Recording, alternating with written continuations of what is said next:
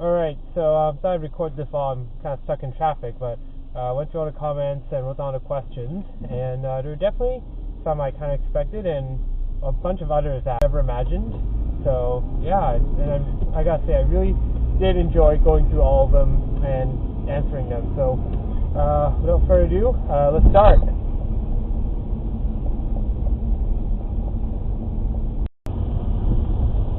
Okay, so I'm going to start off with my first question here. So, first question is, how are you doing?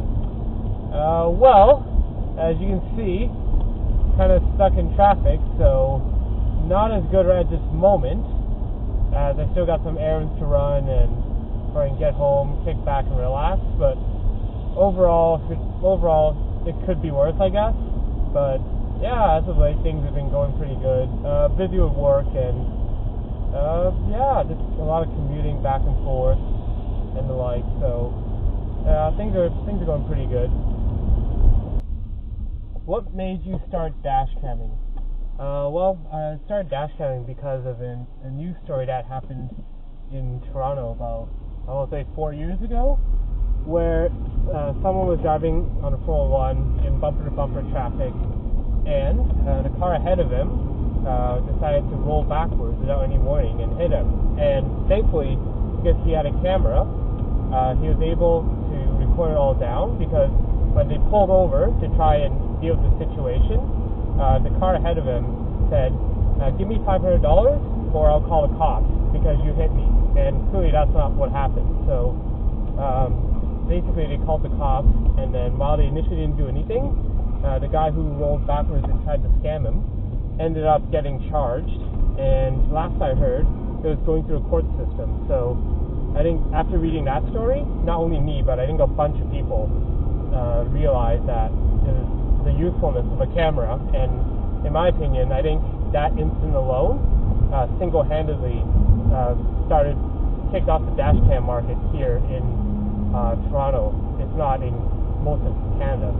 So if I can find the link, I'll throw it up in the description. What car do you drive, and what city do you live in? Well, as I'm sure most of my viewers know, I'm driving a 2006 Subaru Legacy 2.5 GT. It's a 5-speed manual, and the other vehicle I have in the household is a 2010 Mazda 3 GT, and that's with a 5-speed auto. And as far as the city I live in, well, I'm not going to get too specific on that, but for the most part, I live in the GTA, and I'll leave it at that. What model of dashcam do you use? So, in this car here, I'm using a Blackview DR400G HD2, and in my other car that we have at home, I run a Blackview DR500G, which is not too bad, but to be honest, between the two, if I had to pick one, the one that I enjoy, but that I like using the most, I would have to say the 400G, simply because it's got more features. It was a little bit cheaper to buy, and from what I've found so far, it seems to be the better camera, surprisingly, because I've never had too many glitches with it, whereas with the 500 model, I've had some little issues with it, and from time to time I would have to restart it. So I mean, overall, the Blackview brand has been pretty good from my experiences, but I do wish that I had a second 400 head.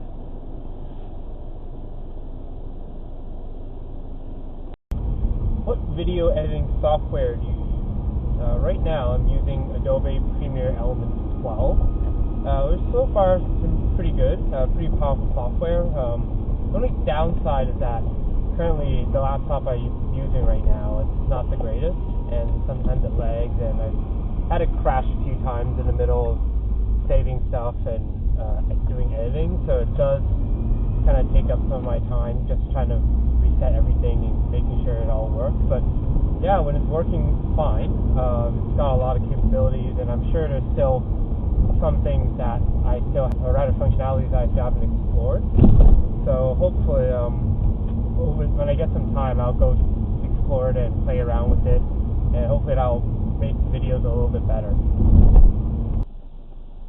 Any good crash shots? So far, in the 3 years or so I've been dashcamming, I've only got maybe 2 crashes, and the most recent one was earlier in the year when I caught a clip of someone making a left turn when they shouldn't have, and getting hit in the right by someone going through a green light and had the right of way. And I'll throw that up on the screen right now.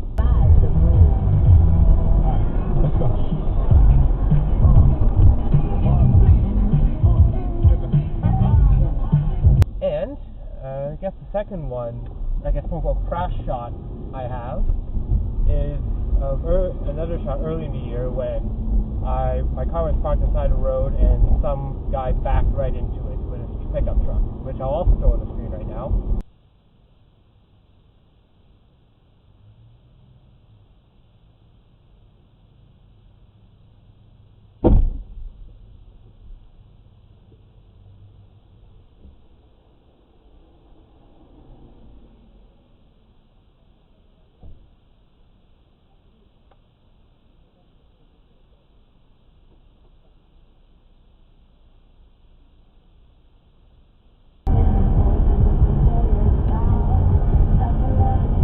Oh, shit. So yeah, beyond that, no other real significant shots of crashes captured from my camera. What's the most ghetto in driver skills area of Toronto and in Ontario? From my personal experiences, I would have to say without a doubt Scarborough and Brampton. And granted, I don't drive that much in my own vehicles in Brampton, but from the times I go through there, I've seen some pretty sketchy stuff, much like Scarborough, and I think many of those who have watched the channel for a while will show you that, or rather will know that I've caught a lot of very questionable driving behaviors in Scarborough. So yeah, those are my top 2 places in Ontario for sketchy driving. Oh yeah, and how could I forget to mention Markham as well? As you can see, I'm driving through here right now, and yeah, like sometimes in Markham I kind of fear for my personal safety when I'm driving around, so yeah, hypervigilance is necessary in Markham. What stretch of road in the GTA do you get the most bad driving encounters from? For me, I think it's hard to pick just one street. Like, at best, off the top of my mind, I would have to say it's a toss-up between 2 east-west routes. So, for those familiar with the streets in the GTA, that would be Steeles Avenue and Highway 7. Particularly from my experience, I don't know what this guy's going to be doing. Okay, so yeah, from my experience, I would have to say it was on those 2 stretches between, I'd say, east of Bathurst to all the way to like 9th line. So I guess part of it's due to my travel habits, but I think a lot of it's due to the fact that it's a lot of traffic, there's highway access, and in the case of Steeles Avenue, it's right in the border between York Region and Toronto, so it's just all a mix and mash of different kind of drivers. So yeah, I'm not surprised those 2 are probably the biggest ones on my list. And oh, actually, I forgot, and on top of that, Highway 7 also has a transit right-of-way in the past few years that's been constructed, so that with the multiple lights and buses traveling down the middle of the road, it kind of confuses some people,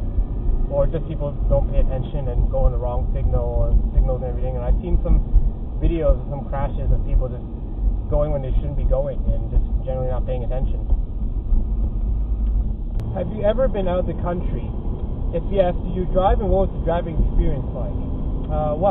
As far as being out of Canada, I've mainly been on a bunch of trips to the U.S., and a number of years ago, I got to go to China and Hong Kong as well. And obviously, I didn't drive over there, but the one time I did drive out, I was in the States.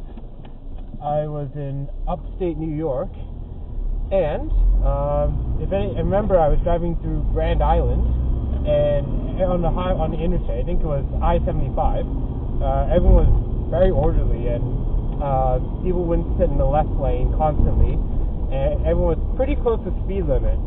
And to be honest, I don't think I saw anything too ridiculous, unlike what I would see in the GTA. So yeah, it was actually very orderly and very well done over there. And in fact, I think I recall recording some of the footage for a very early video on my channel. So yeah, I actually really enjoyed it, more than I thought I would. On a weekly basis, do you hear other drivers confronting each other? And do you hear a honk every time during your rush hour commute? Typically, I see confrontations probably like once a day, but they're usually not very serious. And mainly because I'm on foot, because I walk around a lot in downtown Toronto. So that's usually where I see a lot of confrontations. But as far as rush hour commute, not too much. I mean, usually if it's within earshot, I would have caught it in the compilation. But for the most part, not that often. Maybe every other day at best. What's your worst road encounter with a bad driver?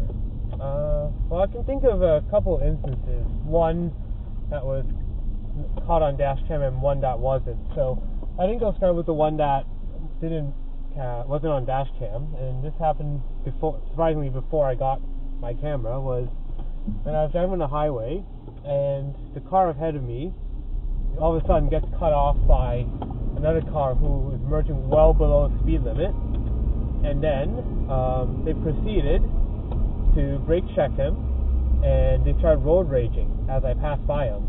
So I tried to get away from him, and eventually 2 minutes down the road they come flying up on the shoulder to my right, throwing all kinds of dust and just honking each other and raging. So yeah, I decided to just get away from that. And what the incident that I did catch on camera was I was driving down to 427, for those in who are familiar with Toronto, and as I'm driving along, I see two cars ahead of me, and then someone flying up past me, and then basically he threaded the needle and somehow didn't crash. And I think I'll throw up a clip of it if I can find it.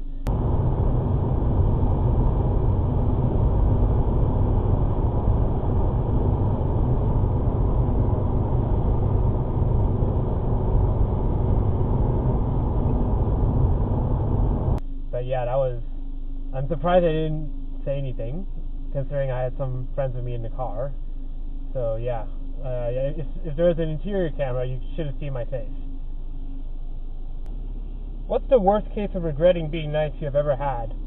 I remember a while ago, I let someone go ahead of me at a stop sign, and for whatever reason, they decided to just stop in the middle because, well actually, I think it was because there were pedestrians who suddenly ran out in front of the road. So that almost caused a bit of a crash because that person wasn't really paying attention. So yeah, it could have ended pretty badly. What are your biggest pet peeves? Mine include not creeping over the stop line when turning at lights. Yeah, I think that's one of them, but I think my top three would include, in no particular order, traffic cheaters, people who use their high beams in the city, and as well no lights at all. And another thing that I hate. God, I can't think of it right now. Hold on. I can't believe I forgot this, but left lane campers, because I see so much of it that, for the most part, I've kind of given up on putting them on camera unless it's something really, really stupid. If you could give one driving tip to a new Toronto driver, what would it be?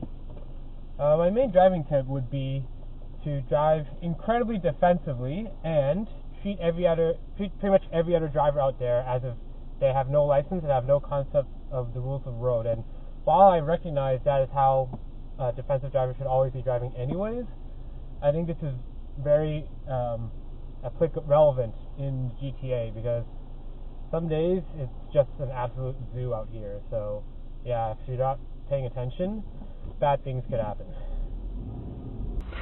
Where else have you driven internationally? Answered that before. What do you think of Ontario's Stone Age maximum speed limit of 100? Well, I find that for the most part, people are doing it about 110 to 120. So, in my opinion, I would like to see the speed limit raised up to, say, 110 or so. Because I know in parts of Alberta and BC, that's how some highways are 110, and they still seem to have a proportionally higher amount of crashes. And frankly, I think with most cars, they tend to get their best highway mileage somewhere between 100 to 110 anyways. So yeah, I think it should be improved a little bit, but frankly, just a lot of lane discipline would probably fix a lot of problems. What do you do for a living? Well, the job I do, well, I won't go into too many details, but essentially, in a very general sense, I work as a policy analyst, and the firm I work for works with a whole bunch of different industry sectors, and in particular, I deal with the financial side of things. So, yeah, it's a pretty good desk job, considering that I have to sometimes look at numbers all day, and it's like a regular 9-to-5 job in downtown Toronto, but yeah, I can't complain. Are you an Uber driver? Well, I am not an Uber driver, and some of the reasons why is because I find that it's not very well paying for the amount of time and effort you put into it, especially the fact that you would have to get added insurance. And it does take a lot of, sometimes you just drive around aimlessly and you get 0 passengers. And for the most part, I find that my area is usually pretty well serviced with a lot of cars. So for me, it wasn't really worth it. I'd rather have the extra time to spend with family and friends and just relax, as work does take up quite a bit of my time, usually. What was your first car and what is your dream car? Well, technically, this car that I'm driving right now would be considered the first car I've owned myself. And as far as first car driven, well, I learned to drive in a 2003 Honda Civic sedan that my family used to have. And as far as dream cars go, I am someone who isn't really enamored by all the hypercars and supercars, but more cars that are a little more driver engaged, so to speak. So for me, I would have to say either a older Porsche 911, a Honda NSX, or an S2000, something light, rear-wheel drive, convertible, or mid-engine. And I guess any older 6-cylinder or inline-six powered rear-wheel drive BMW with a manual. Those would be my main picks of dream cars.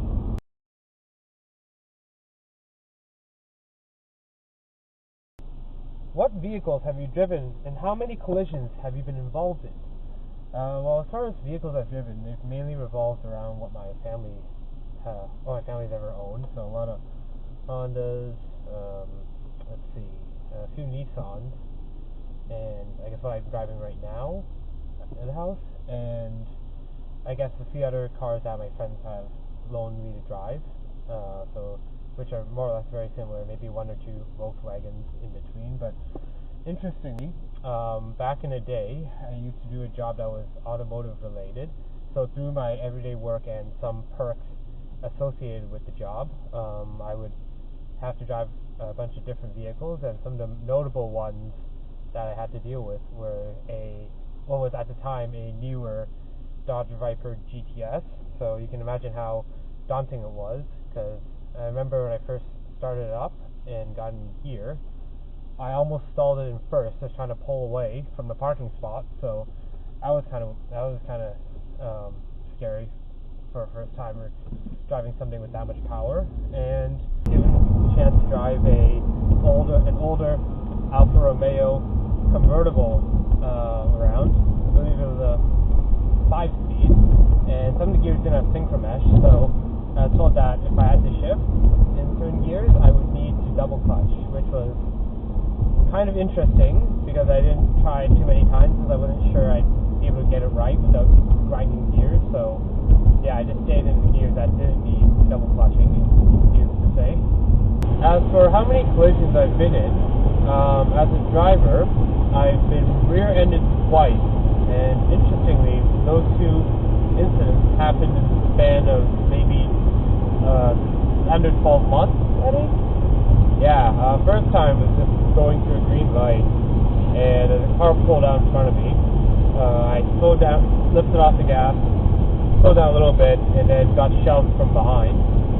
And the second time, I was on the 401, just sitting in bumper-to-bumper traffic, and about 4 cars behind me, someone didn't slow down when they were merging, and they rear-ended a truck, pushed it into 2 smaller cars, and then it got pushed into me. So, yeah, not too much damage, but rather frustrating. And when I looked back, initially I couldn't figure out what happened until I saw the first car that ran into the back of the truck, and it was totally destroyed. So, yeah, as a driver, just 2 collisions. But as a passenger, I've been involved. I was in a car with one of my friends when he managed to tap a car from behind at a stoplight. So, I guess that counts as a collision I've been involved with. Do you think Canadians are generally as courteous drivers as they are in personal interactions? Well, while it's certainly no Russian-style road raging going on here, or at least none that I've seen, I think that while we try to be nice, let's not kid ourselves. Sometimes we have some pretty vile people on the roads, and I think, but that being said, I've seen some rather pleasant people as well, for the most part, and I would like to think that that's about 95% of what goes on here. So, at least from my view, I think that people are fairly pleasant. Like, it's not like they'll go out and rage after you. What's the worst movie you've ever seen? I think probably the worst movie I've ever seen would have to be Napoleon Dynamite. And I know that there are some fans of it out there, but to me, I can't believe I even sat through the whole thing without getting upset. I knew coming in that I didn't really have much of a plot, but come on, the only good thing about it, I will say, is that the vote for Pedro's shirt was kind of cool for a little bit, but otherwise, yeah. Worst movie I've ever seen. Worst food you have ever put in your mouth. I would have to say the worst foods would have to be durian and eggplant. Yeah, never again. Like, for those who have never eaten durian, it's like this yellowish fruit that, at least to me, the texture reminds me of ice cream, but it's got like this layer of skin on it, and when you bite into it, it's not that sweet. It smells disgusting, and I just hate the texture because it's not always, unless you take it out fresh out of the freezer, it's not always going to be cold all the way. So yeah, it's kind of mushy, and eggplant just grosses me out for some reason. If you could direct a movie, what type would it be? I think I would probably want to direct an action movie, something along the lines of the James Bond series, the Jason Bourne, like something like a Jason Bourne movie, or like Fast and Furious, that kind of thing. And I guess I'd also have a bit of interest in directing a movie that's based off a true story. And one of my favorite movies of all time is Rush, which is based off the 1967 Formula One season rivalry between James Hunt and Niki Lauda, and I would like to direct a movie something similar to that, especially if it's that awesome. So people are either evil or stupid. What percentage of each do you feel are the subject matter of your videos? I would like to think that people are mostly stupid, I guess, but I mean, I'm sure there are a few who are, I guess, quote unquote evil. So if I had to answer between those two, I would say like 90% would fall under the category of stupid, and maybe 10% would fall under evil. And how do I angle my rearview mirror to reflect the car behind me's high beams into the driver's face? I'm not sure, because I've never really thought about trying that, but I would think that the way most people adjust their mirror is just angle it slightly upward, I would think. But again, like I said, I've never really tried doing that, and I don't think I really need to, so yeah, I can't give you a very good answer for that one. Has anyone recognized themselves, their car, in a video and gotten in touch with you? If so, what was the exchange? Well, I can't really answer that because I've never had that happen before since I started dashcamming.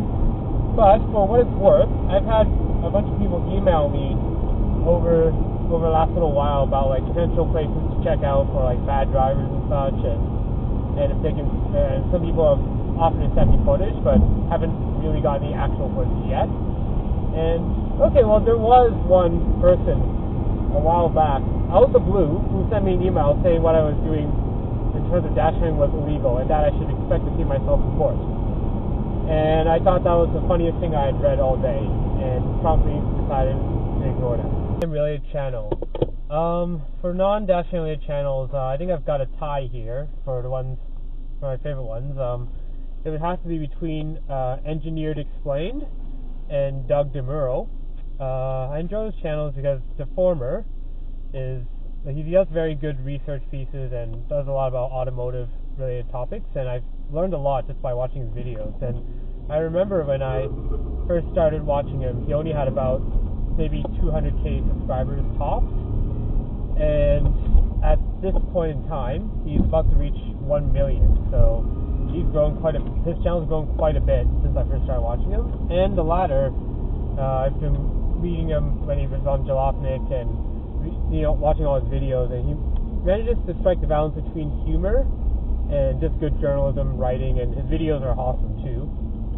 And some honorable mentions will go to Ammo NYC, the Jalopnik Drive channel, the Smoking Tire, Motor Trend's channel, and regular car reviews.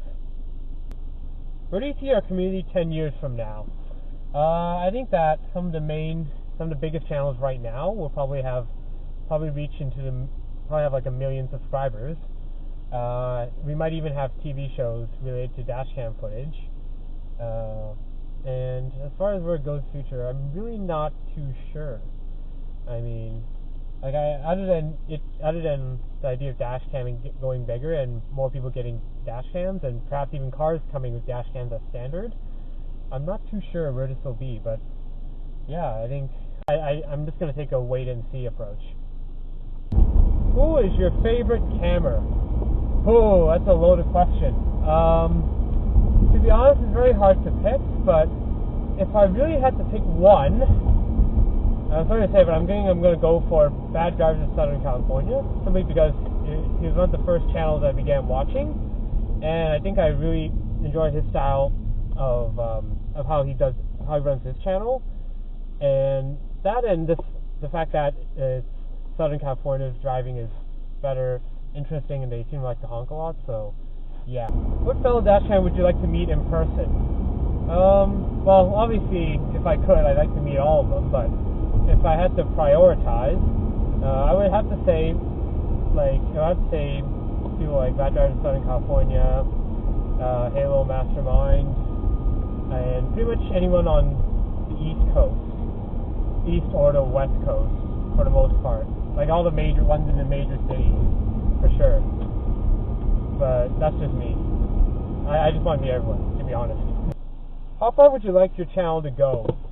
I don't know, I've never really been one for huge numbers in terms of subscribers and viewers. I'd rather, with the idea of quality over quantity, I value more of a interaction and connection with my viewers rather than just outright numbers. And granted, it'd be nice if I could expand my viewer base, for sure, but I think that ultimately I'd rather have a channel where it's a little more interactive, and to be honest, I'm working on that for sure. So if you have any ideas on any ideas that you would like me to try out, let me know. Alright, so that about does it for this Q&A. Thanks so much for watching, and if you have any questions, feel free to leave them below. But obviously I can't divulge too much about what I do. So that about does it for this Q&A. Thank you very much. Thank you so much for. As far as living where it is in 10 years, I think that as far as this, make mention of Markham as well, but I mean.